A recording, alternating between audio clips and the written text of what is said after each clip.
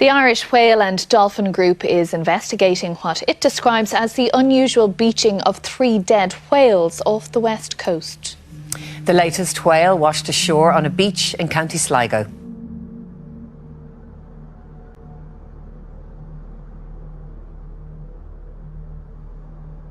It's not too unusual to see a dead whale washed up on a beach in the west of Ireland, but in a little over a week, 1 dead sperm whale was spotted a good distance out to sea, and 3 have beached in Donegal, Galway and now Sligo. This has never happened before in such a short space of time. So we're up here today to try and get an understanding of this particular whale that washed up in the street.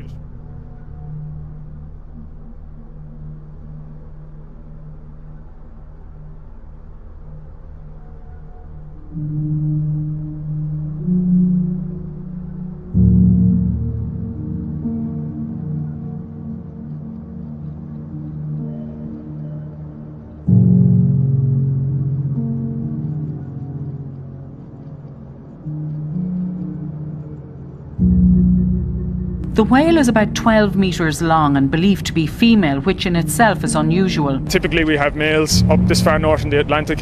Females tend to hang around in warmer waters at lower latitudes, down around the likes of the Azores and Madeira off Portugal. So if we do have females around here, then it could be a change in the water. An examination of one of the whale's stomachs showed no evidence of any plastic having been ingested, but there's no time now to examine the other 3 stomachs.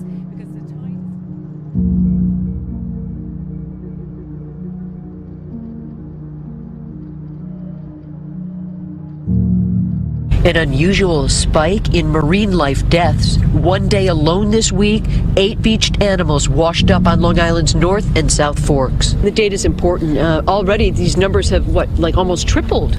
Yeah, it looks like we're 3 times what our numbers were for this time last year. So we're at 63 animals that we have responded to that have washed up dead on our beaches.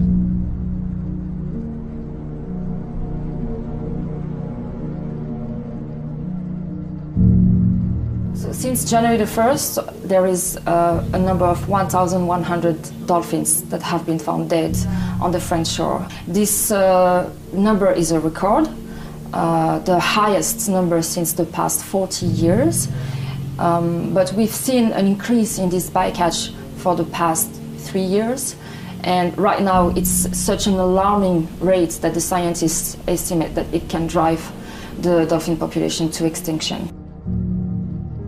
Scientists wanting some answers tonight after 2 whales huge whales wash up on the same shoreline. This pair marked the 2nd and 3rd dead gray whales found in the bay in the past 2 years. There is a growing worry among biologists that this is a marker, a sign of the environment in Alaska changing and endangering the whales.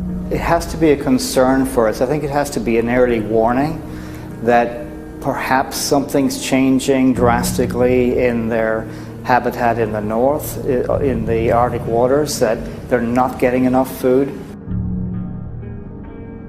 A dead whale washed ashore on a Malibu beach, and it is getting a whole lot of attention.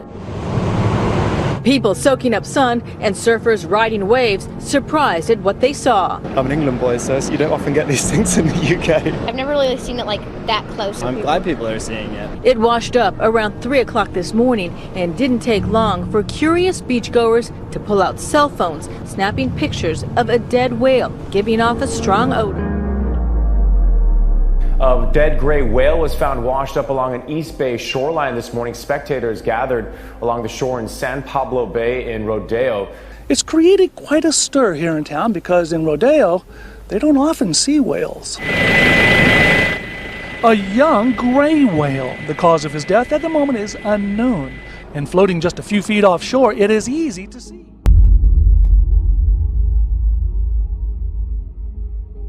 Now a look at the mounting toll taken by the ongoing flooding across the Midwestern United States. Nebraska's governor characterizing the destruction as unbelievable. Look at this highway cracked in half, and this is what's left of the Spencer Dam after being destroyed by the roaring water. Record-high rivers turned small Midwest towns into islands. In Nebraska, floodwater rendered roads and entire highway routes impassable.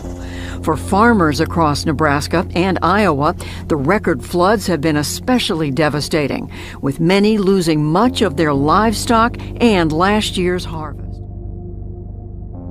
But it's not next year that forecasters are concerned about, but the coming weeks. The flooding is expected to become worse, more widespread and record-breaking. In fact, the U.S.'s National Oceanic and Atmospheric Administration is warning that nearly two-thirds of the mainland USA faces an elevated risk of flooding until May. 200 million people are at risk of flooding in their communities, with some 13 million people potentially experiencing major unprecedented flooding. Rain and significant snowmelt fueled this disaster, the worst the region has seen in decades. Minnesota, Wisconsin, Iowa, and Illinois also hit hard. Nebraska, the damage to the state's livestock sector alone is projected to be $400 million. On Thursday, the U.S. National Oceanic and Atmospheric Administration, or NOAA, released a report forecasting a potentially unprecedented flood season in the current year. But scientists also say this is the latest manifestation of a changing climate. Some researchers say, as with the rest of the world, large areas of the U.S. may soon become uninhabitable as a result of the changing climate, and not just coastal regions, but areas deep inland.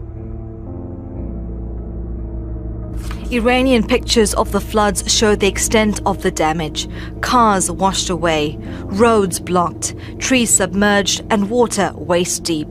The floods hit during Iran's New Year holidays, and that means that many aid workers are away from home, slowing response efforts. Iran's energy minister has blamed climate change for the unprecedented floods. The amount of precipitation is unprecedented. For until last year, Iran was suffering from decades of drought. Drastic weather changes. Various provinces have been devastated by more than 2 weeks of near constant rain, affecting tens of thousands of people.